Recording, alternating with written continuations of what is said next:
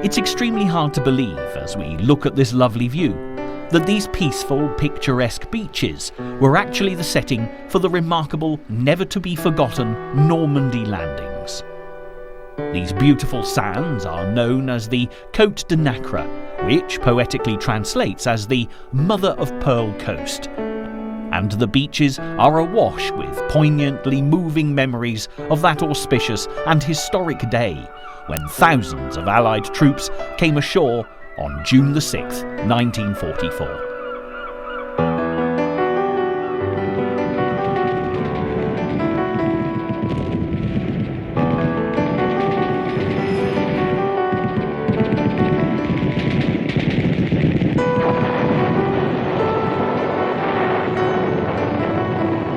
The events that took place here are celebrated as D-Day.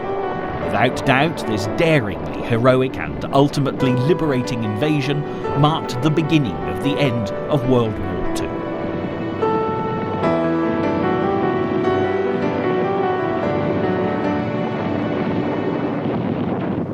Since September 1939, when war broke out, for the Allies, victory and the prospect of peace was a distant and often uncertain dream somewhere in the future, as Adolf Hitler and his axes of evil stormed to power across Europe.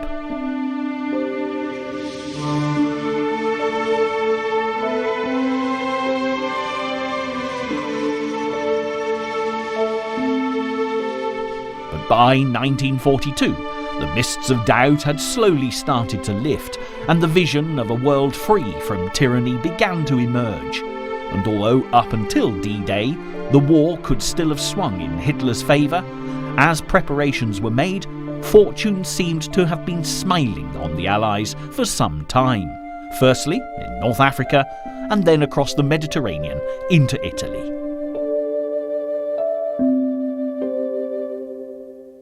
Before Alamein, we never had a victory.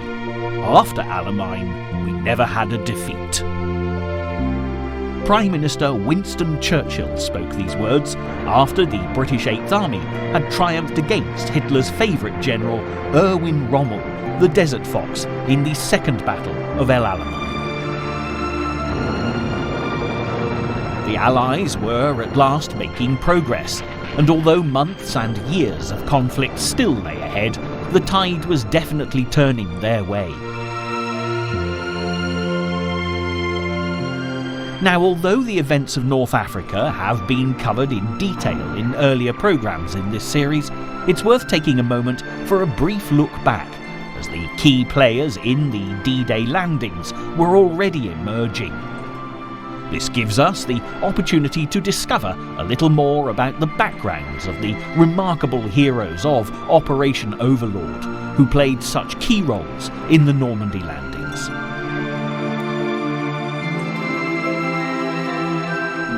The first battle of El Alamein had been far from conclusive. The Allied forces did battle with the Germans from the 1st to the 27th of July 1942. The outcome being a stalemate at a cost of some 13,000 Allied casualties. Even though this was far from ideal, the British still managed to take 7,000 prisoners and damage Hitler's North African campaign. Rommel's plans to advance to Alexandria and then Cairo were stalled, and this impasse also put a stop to Germany gaining control of the Suez Canal and many Middle Eastern oil fields, which would have had grave consequences for the Allies. Lieutenant General Bernard Montgomery took over the British Eighth Army in August 1942, and it was his insight and initiative that proved to be the downfall of the Nazis in the Second Battle at El Alamein. Using his experience of fighting in the First World War, Montgomery could anticipate and almost predict what was going to happen, and managed his campaign accordingly. Fortunately for Montgomery, the air support he received was outstanding when compared with the German Luftwaffe and Italy's Regia Aeronautica, who, instead of supporting their ground troops, became embroiled in air-to-air combat. Overall, Allied casualties were less than a half of those suffered by the Germans, which were 30% of Rommel's men, and he had no other option but to retreat, moving the remainder of his army to Tunisia, where better defensive action could be taken.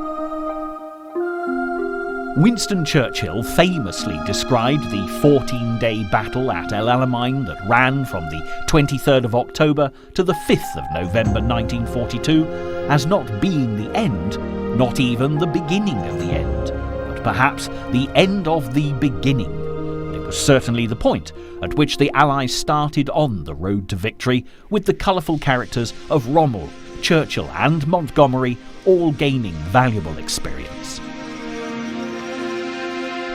With the battle for North Africa over, the Allies could springboard into Europe across the Mediterranean.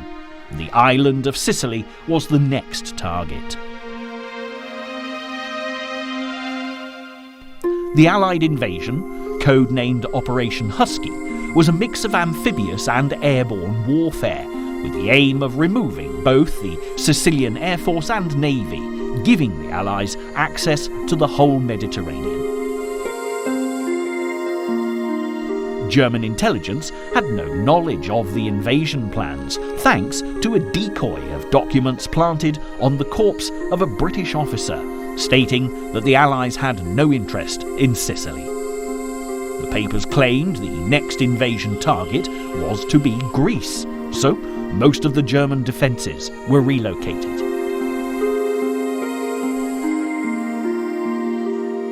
Paratroops were the first to invade, just after midnight on July the 9th, 1943. But due to very strong winds, many landed miles off course and in the wrong order. But the confusion actually proved to be very positive.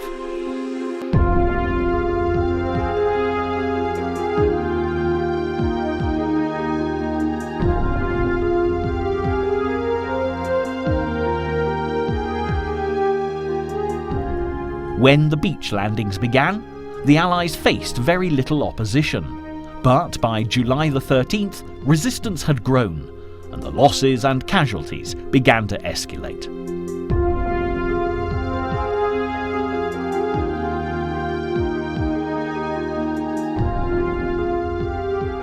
The remarkable American General George Patton, who was the commander of US 7th Army and equally as outspoken as Montgomery, captured the capital, Palermo, which proved to both the Italians and the Germans that Sicily had fallen, and they promptly retreated. Hitler's forces managed to evacuate the whole garrison in Messina, and because the Allies were at this point superior in the air and at sea, Germany's swift evacuation came as something of a blow, as they'd failed to make the most of the situation. Now, the individual charged with controlling Montgomery and Patton was General Dwight D. Eisenhower, and his task was far from easy. As progress through Italy was slow, the tensions between Montgomery, Patton, and another American, General Omar Bradley, escalated. And it took all Eisenhower's diplomatic skill to prevent a war breaking out between his generals before the fight against Hitler and the final push for victory could begin. The invasion of Sicily heralded the Italian campaign, but there'd been some disagreement between the Americans and the British about strategies for ending the war, with President Roosevelt and the USA determined to liberate France first and foremost.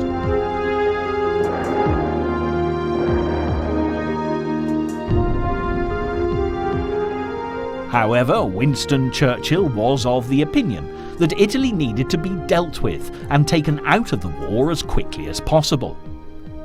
As the Allies slowly battled on in Italy as 1943 wore on, the plans for a full-scale invasion of Nazi-occupied Europe gathered momentum. The Russians, who were holding firm against Hitler in the east, attended the Tehran Conference along with the British and the Americans, bringing together Joseph Stalin, Franklin D. Roosevelt and Winston Churchill for the first time since the Soviets had become part of the Allied operation. The time had come to put the final strategy to defeat Adolf Hitler in place, beginning with the invasion of France, codenamed Operation Overlord, and Dwight D. Eisenhower was once more the man selected to take charge as Supreme Commander. You need to draw on the experience of the likes of Montgomery and Patton if the mission was to succeed, pulling together the various personalities, and as the Normandy beaches were selected as where the D-Day landings would take place, there was a great deal to be done in a short space of time.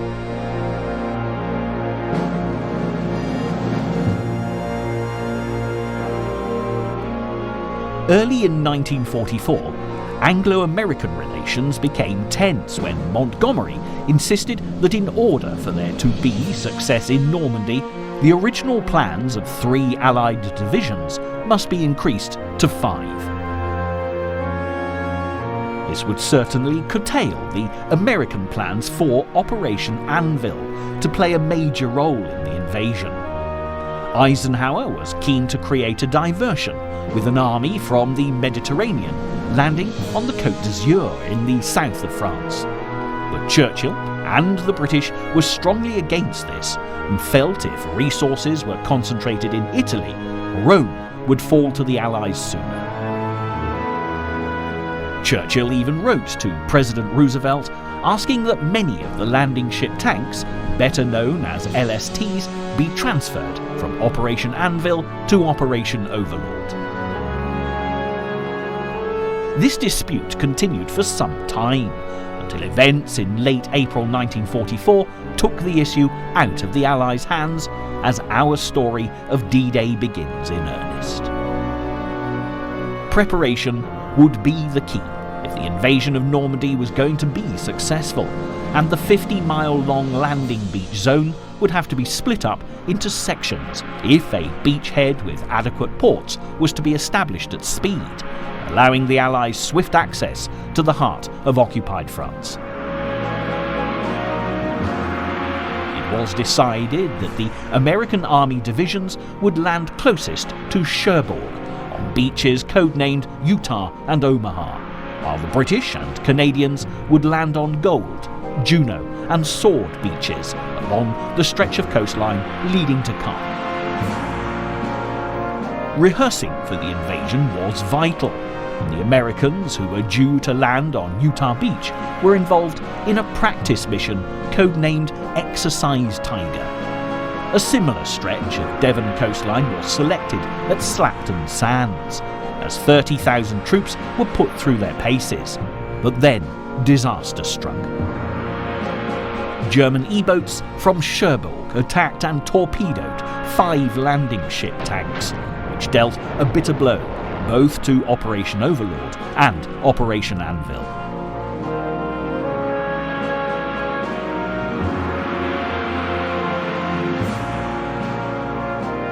At the beginning of the war, Churchill had requested that great ships be built that could cast upon a beach large numbers of the heaviest tanks in any weather, and the LSTs certainly did just that.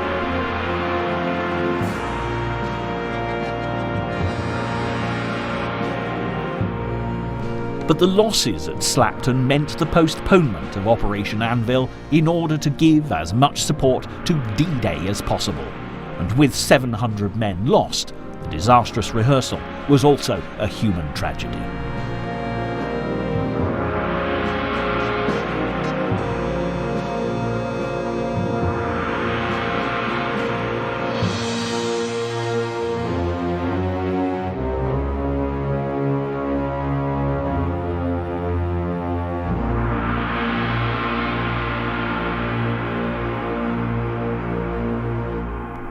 Even so, as D-Day came even closer, exercises like Tiger were still a necessity, despite the dangers. because of the sheer size of the operation, there was a great disparity in the experience and level of training between the various soldiers, sailors and airmen called upon for D-Day. Apart from those who'd fought in the North African and Italian campaigns, many of the American divisions were being sent straight from the USA and would only be able to take part in a few weeks of intensive training on British soil. Without doubt, the Air Force, Navy and assault regiments would have to practice effectively and cooperatively in order for there to be a successful outcome to D-Day.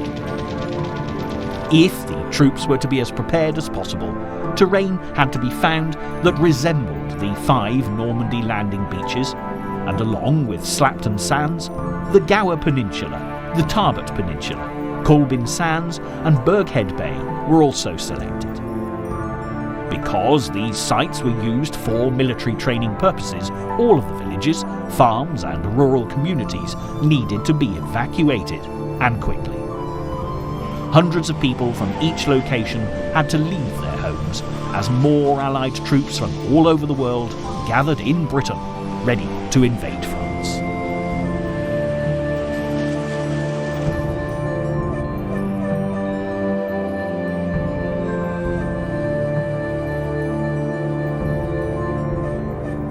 Before long, the south coast became a huge training and embarkation zone, with every eventuality planned for during April and May. As well as men, vast quantities of ordnance and military vehicles were required, but most important of all, every move that was made needed to be kept secret. Hitler and his generals knew full well that an attack was imminent, but one of the most astounding things about D-Day was the way in which Allied counterintelligence managed to keep the details of the invasion such a secret. This was crucial to the success of Operation Overlord, and as much careful planning went into this part of the proceedings as into orchestrating the actual landings. A far-reaching system called Bigot was introduced to keep a check on who held complete information about Operation Overlord, and the amount of Bigot officers was kept to an absolute minimum to prevent any information whatsoever leaking out.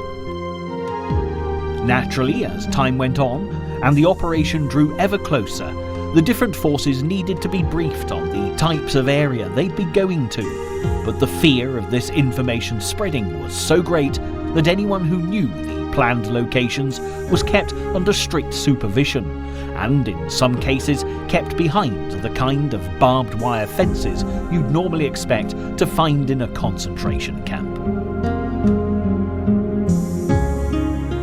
At the supreme headquarters of the Allied Expeditionary Force, otherwise known as SHAEF, the disastrous events at Slapton Sands had given them an unexpected cause for concern, as 10 Bigot officers were among the 700 men who lost their lives along the Devon coast.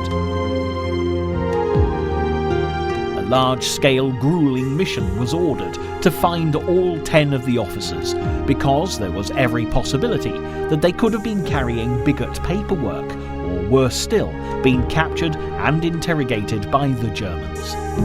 Eventually, all 10 bodies were found, and SHAEF could continue with Operation Overlord, safe in the knowledge that their secrets hadn't been compromised. But this was far from being the only scare they had to deal with. One US Major General was enjoying drinks at a London hotel, and without thinking, complained that he couldn't get any supplies through until about June the 15th, after the invasion. Needless to say, he was returned to the United States very quickly indeed. And it wasn't just careless talk that SHAEF had to worry about in the lead-up to D-Day. A sudden gust of wind blew 12 copies of Bigot documents out of a Whitehall office, and security officers had to risk all to dodge the traffic so that each one was recollected. Then, as if the weather hadn't been enough to contend with, a worrying coincidence seemed to arise in the 33 days leading up to D-Day. Words connected with the operation were answers to crossword clues in the Daily Telegraph newspaper. The names of the landing beaches, Utah and Omaha, cropped up, as did Neptune, which was the code name for all the naval operations involved, along with Mulberry, the artificial harbours that were planned for the beaches of Normandy. But most worrying of all was the clue Bigwig, the answer to which was Overlord. Immediately, the retired school teacher who'd set the clues was brought in for questioning, as he was suspected of being a Nazi spy who was tipping off the Germans. However, he convinced MI5 of his innocence, and this has gone down in history as one of the most bizarre coincidences of World War II. Scaife were right to be so cautious. The entire outcome of the war and many thousands of lives depended upon secrecy, and when a railway employee at Exeter found a complete set of Overlord plans in a briefcase abandoned in a train compartment, it proved without doubt that ensuring information did not pass into the wrong hands was a major undertaking. However, keeping the invasion plan secret was only a part of the process. There was a great deal of effort put into feeding the Germans incorrect information, and it worked very well indeed. For a start, the most logical route for an Allied invasion would have been between Dover and Calais, and Scaife did everything possible to make sure that this is what the Germans were expecting. For every reconnaissance flight over Normandy, 2 were flown over the Pas de Calais, as well as floating dummy landing crafts in the Thames estuary and the Channel ports to add to the deception. These diversions became so complex that the project of disinformation was even recognised officially as Operation Fortitude. It proved to be totally believable, and Rommel, who Hitler had put in charge of defending France from any Allied invasion, was certainly convinced, keeping his troops concentrated around Calais, leaving Normandy open to attack.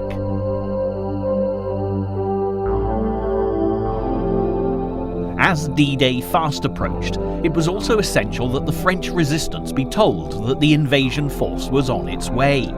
They had worked tirelessly since the fall of their nation back in 1940 to obstruct the German occupying army in any way that they could.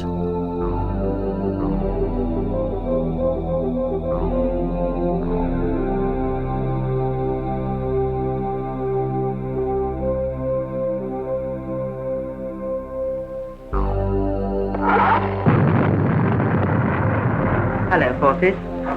Once again, this is Joan Griffith saying... Consequently, 2 coded messages were broadcast by the BBC on the 1st and then the 5th of June. The long sobs of the violins of autumn, followed by wound my heart with a monotonous languor.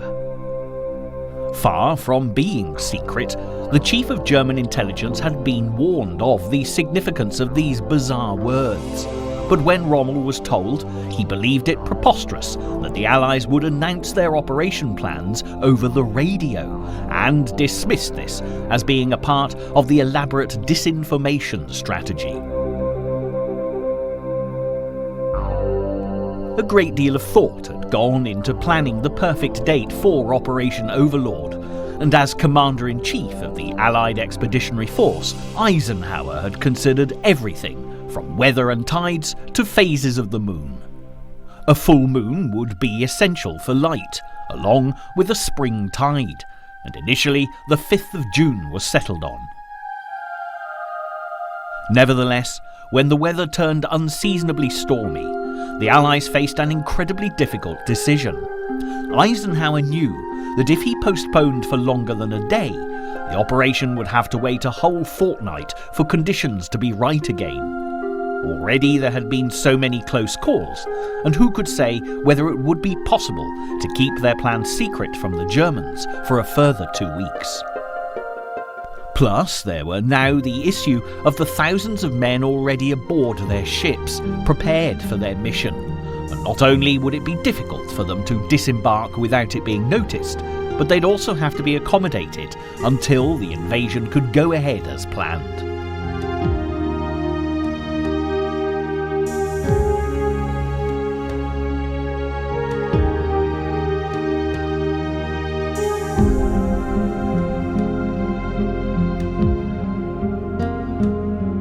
Eisenhower did, however, have the option of postponing until the following day, when the weather forecast, even though still dreadful, was slightly more promising.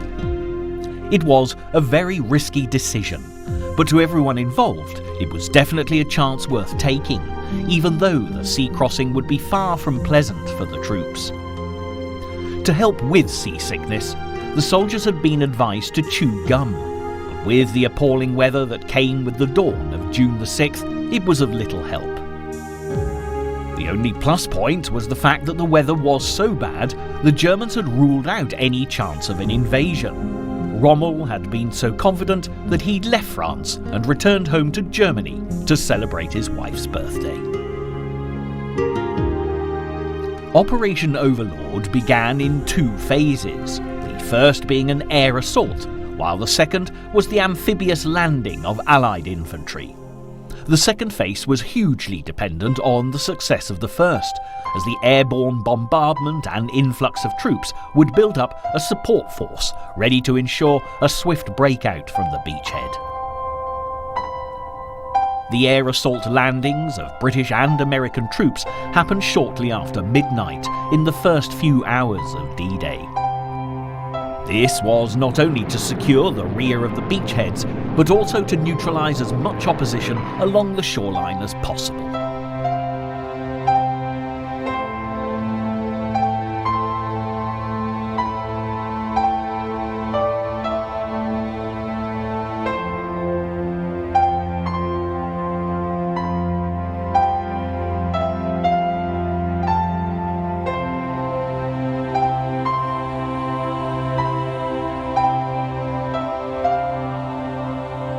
It was strategically vital to capture 2 bridges north of the city of Caen, at the British and Canadian end of the landing beaches, as they provided the Germans with an opportunity to attack from inland. Also, the bridges needed to be secured intact, as they were necessary if there was to be a smooth breakout from the beachhead. The most famous of the crossings was originally called the Benneville Bridge, which was over the Caen Canal, but is now known today as Pegasus Bridge, because it's where the British 6th Airborne Division, led by Major John Howard, had the first success of D-Day after landing their wooden Horsa gliders perfectly on target. The name change came because Pegasus, the proud flying horse, was the insignia of the 6th Airborne Division, who were responsible for liberating the first of the French towns at Benneville, shortly after winning the battle for Pegasus Bridge.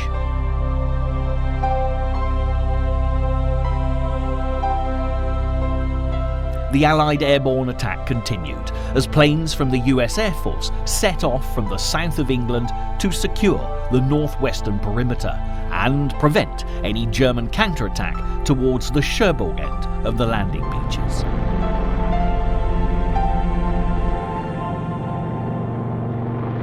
But the American 82nd and 101st Airborne Divisions did not fare quite so well as Major John Howard's men, because the terrible storms and heavy winds forced the paratroopers to land as much as 25 miles off course. As part of the German defences, Rommel had flooded as many areas as possible that could have been suitable for parachute landings, and had also scattered hundreds of mines that were famously known as Rommel asparagus. Quite often, those who were lucky enough to avoid the dreaded asparagus often drowned under the weight of their heavy kit bags in the thick swamps that Rommel had created. For months, the D-Day planners had to struggle to find the best landing beaches in Normandy, and the invasion was due to begin at the most westerly stretch of shoreline, Utah, running for some 3 miles, and located between Pouperville and Le Madeleine. As the Allied troopships began to gather, the weather that had made the journey so uncomfortable for the troops proved extremely fortuitous, as the German E-boats sent out from Cherbourg had to turn back to port. This gave the 30,000 American troops and 3,500 vehicles that were in position at 2 a.m. and ready to fight at the first light of day almost a clear path into the area.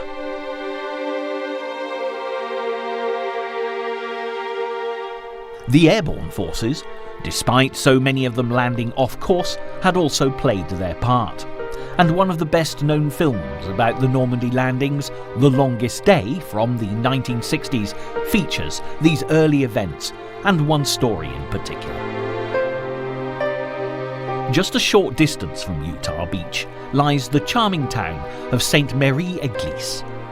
In the early hours of D-Day, 13,000 paratroopers dropped from the skies, one of them being a Private John Steele, who's gone down in history as a result of his most unfortunate landing.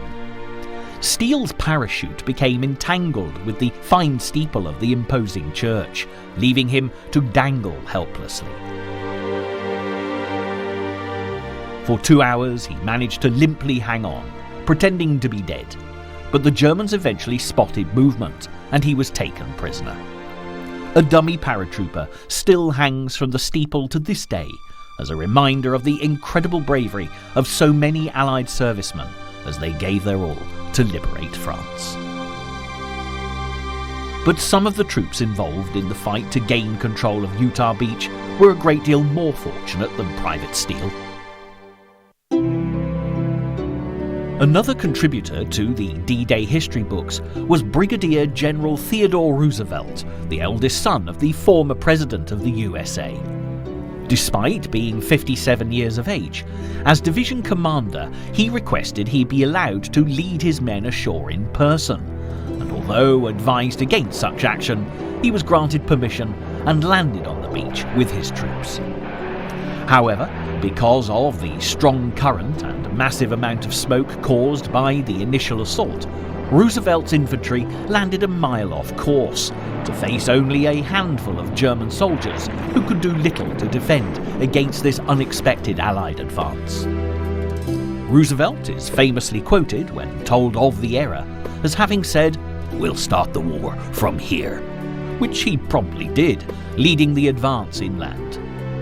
Ironically, the part of the beach where the troops were supposed to have landed was heavily defended, and many more lives would have been lost had things gone to plan. Roosevelt certainly took full advantage of the situation, and his quick thinking and strategic intellect earned him the Medal of Honor. The successful landing at Utah was better than Eisenhower could have possibly hoped for, especially as there were only 197 Allied casualties, and only 4 out of the 32 tanks sent ashore were lost. These figures were a credit to the skill and courage of all those involved in the landings, with the added advantage of luck very definitely playing its part. Nevertheless, the airborne forces paid a much higher price, with the real cost of gaining control of Utah Beach being borne by the many paratroopers who were killed or captured. They were clearing the exits for 5 hours prior to the Utah landings, and causing sufficient confusion to prevent a German counterattack.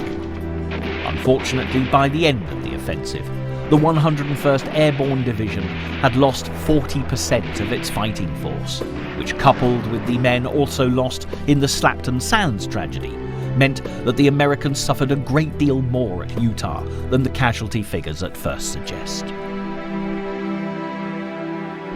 Today, the invasion at Utah is remembered for the very positive start it gave to D-Day, heralding the liberation of France.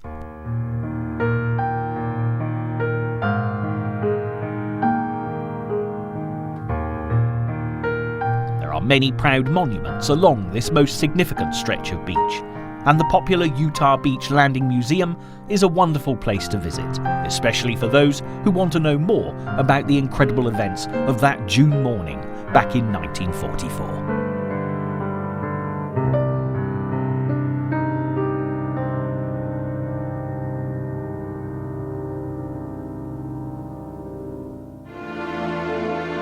But the relatively straightforward triumph at Utah could not have been more different than the disastrous and very bloody battle that took place at the neighbouring beach of Omaha. The objective was for American troops to secure a 5-mile stretch of coastline that would eventually link with the British forces landing at Gold Beach. But just as all went in favour of those landing at Utah, the exact opposite happened to those destined for Omaha.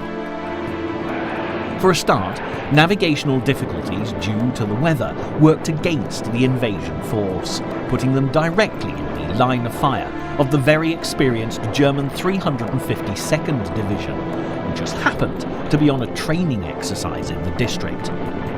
By this late stage in the war, with so many of Hitler's troops engaged on the Eastern Front fighting with the Russians, many of the troops defending the French coast would otherwise have been schoolboy conscripts. As well as the misfortune of a strongly defended position, an error of disembarkation had further disastrous consequences when 29 tanks were released from their landing craft too early, causing 27 of these essential support vehicles and their crews to sink, leaving the men clamouring ashore even more vulnerable to enemy fire. It's difficult to comprehend what it must have been like, particularly when you look at this quiet beach today. But this vivid account from an eyewitness certainly leaves us in no doubt as to how horrific the scene must have quickly become. Within 10 minutes of the ramps being lowered, A Company had become inert, leaderless, and almost incapable of action. Every officer and sergeant had been killed or wounded. It had become a struggle for survival and rescue. The men in the water pushed wounded men ashore ahead of them, and those who had reached the sands crawled back into the water, pulling others to land to save them from drowning, in many cases only to see the rescued men wounded again or to be hit themselves.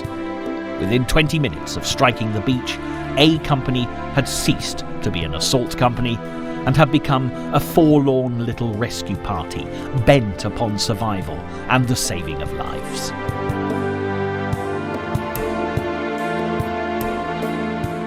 Even so, the fighting spirit of those brave Americans shone through, as companies who'd become separated regrouped, while the lower ranks stepped forward to replace their commanders who'd fallen. Advances were slowly but surely made.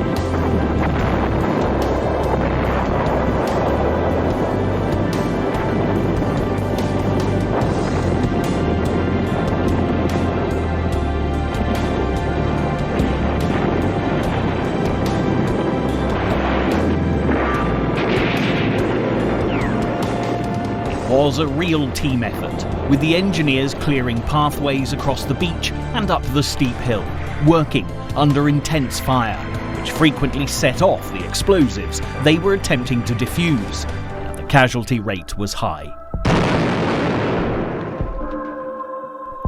American losses were horrendous, but the Germans also took casualties of about 1,200, which accounted for about 20% of the 352nd Division. For the French, as they enjoyed the prospect of liberation, they also had to face the dilemma of how to deal with the fallen, whether friend or foe.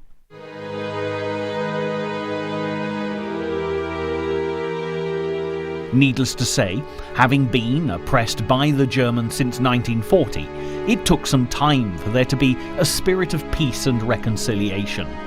But if you visit the graveyards along the coast of Normandy today, you'll see how a dignified solution was eventually found for this problem.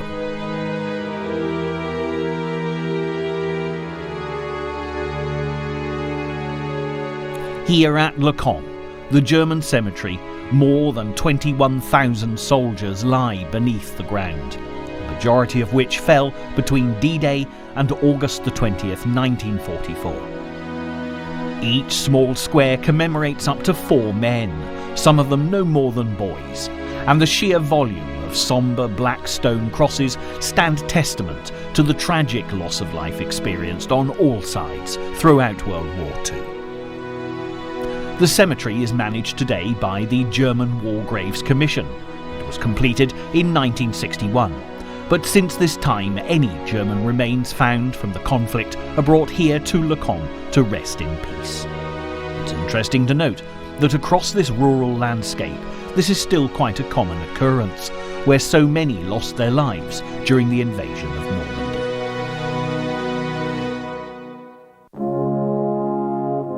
While the casualties of the aggressing German army are buried without pomp and circumstance, the contrast at the American National Cemetery and Memorial, appropriately located high on the cliffs above Omaha Beach, where so many US troops were killed, couldn't be more marked. The brightly gleaming cemetery contains the remains of 9,286 soldiers in over 70 acres of land. There are 30 pairs of brothers buried together here, including Brigadier General Theodore Roosevelt of Utah Beach fame, who died of a heart attack just over 2 months after the invasion on July the 12th, alongside his brother Quentin, who'd been killed in France during the First World War. The 22-foot bronze statue at the heart of the cemetery is entitled "The Spirit of American Youth Rising from the Waves," and along with neat rows of bright shining white gravestones is as thought-provoking as the Teutonic somberness of Le Camp.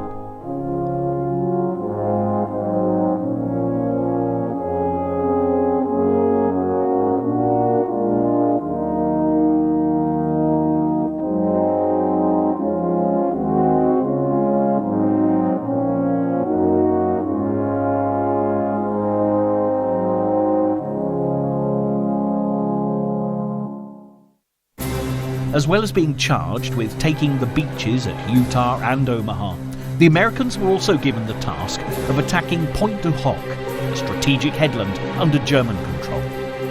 It was believed that a large gun battery was located at the summit, the potential to be a significant threat to the landing forces as they came ashore.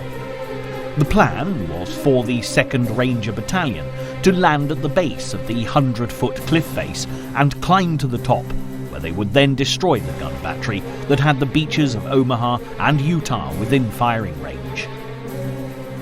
Under the command of Colonel James E. Rudder, the brave Rangers battled hard under fierce attack to reach the top, while the Germans from their high vantage point had the distinct advantage. Out of the 225 men who took on this perilous operation, 135 were killed, injured or listed as missing in action, making for a 60% casualty rate.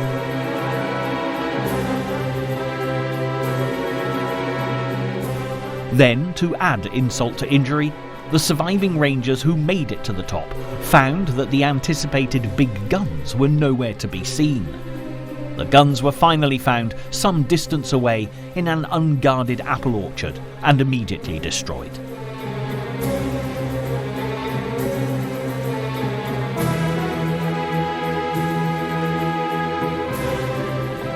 Moving ever onwards and into the British and Canadian sector, the next landing beach along from Omaha was codenamed Gold.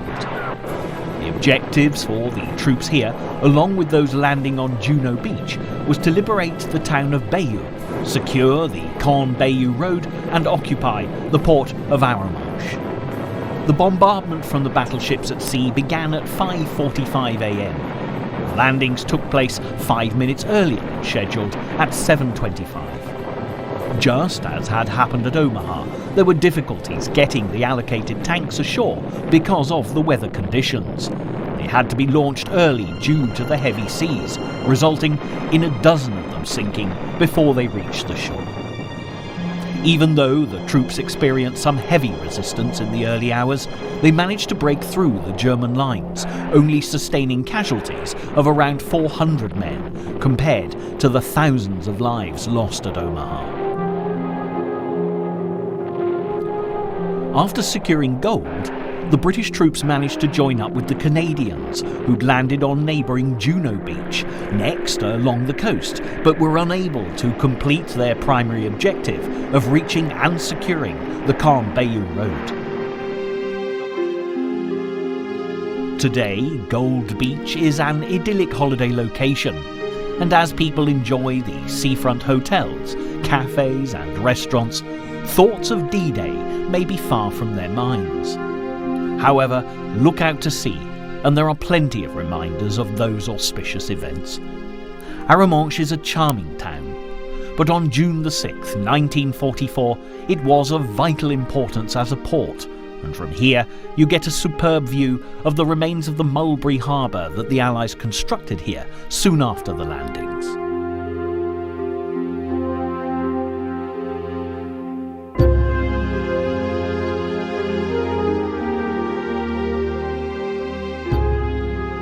When planning Operation Overlord, the Allies quickly realised that both the American and British sectors would need harbours to ship in supplies once the beaches had been secured.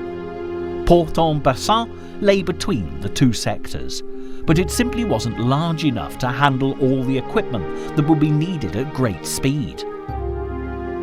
So the idea of constructing floating harbours was conceived, made up of component parts that could be towed across the English Channel in the wake of the invasion force. The two harbours were constructed at the far end of Omaha Beach and at Arromanches, codenamed respectively Mulberry A and Mulberry B, and they were surprisingly large, being similar in size to the harbour at Dover. Each of these temporary constructions required 600,000 tons of concrete, along with about 10 miles of floating roadways to cope with the flow of traffic. Unfortunately, the American Mulberry A was smashed to smithereens by more unseasonable weather in a powerful storm on the 19th of June, and this proved to be a major setback.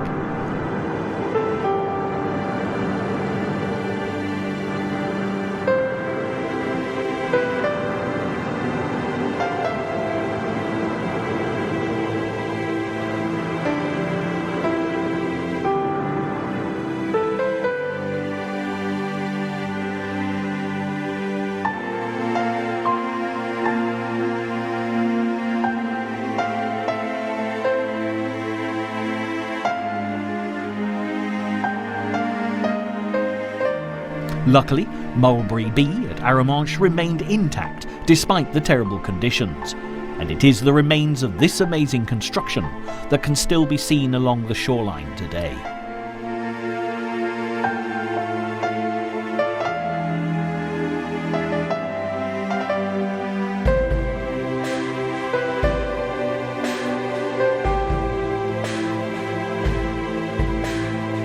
Mulberry B proved to be incredibly efficient and was used to land over 2.5 million men, 500,000 vehicles, and 4 million tons of absolutely crucial supplies, and bearing the title Port Winston, it was as steadfast and dependable as the British Prime Minister it was named after.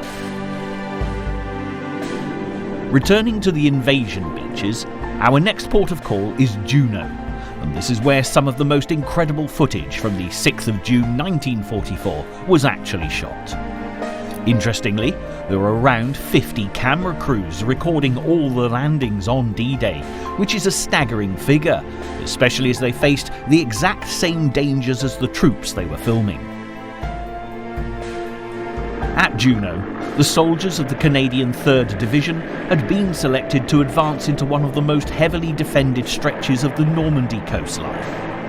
The earlier bombardment of this area was of little help to the troops, as the Air Force had failed to cause significant damage, and the advanced naval attack that ran for an hour and a half only destroyed a small percentage of German bunkers.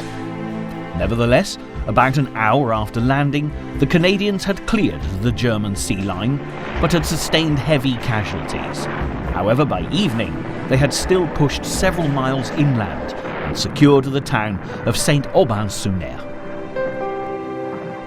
It's only by viewing this precious archive footage that you can really appreciate what it must have felt like for a soldier about to disembark as the ramps of the landing craft were dropped, and you can see the view that greeted them on that most memorable of mornings. Cold, wet, nauseous, and with no idea of what lay ahead, the bravery of the Allied troops on D-Day was without doubt above and beyond the call of duty. The final Allied assault was on Sword Beach, following on from Juno. Sword was the furthest east of all the beaches and only a matter of miles from Caen, and securing this key town was a primary objective for the collaboration of the British 3rd Infantry Division and the 27th Armoured Brigade who landed here. Unlike Omaha and Gold Beach, although heavily mined, the resistance of the beach was minimal. But the relatively small, concentrated landing area, combined with the swift incoming tide, meant that the operation became very hazardous as the thousands of men and equipment came ashore.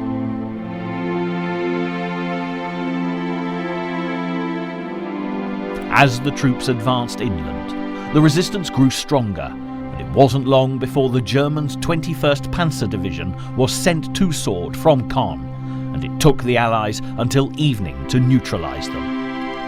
However, this escalating conflict meant that Caen could not be reached as planned, and the two groups of Allied infantry were stalled on the outskirts of the city.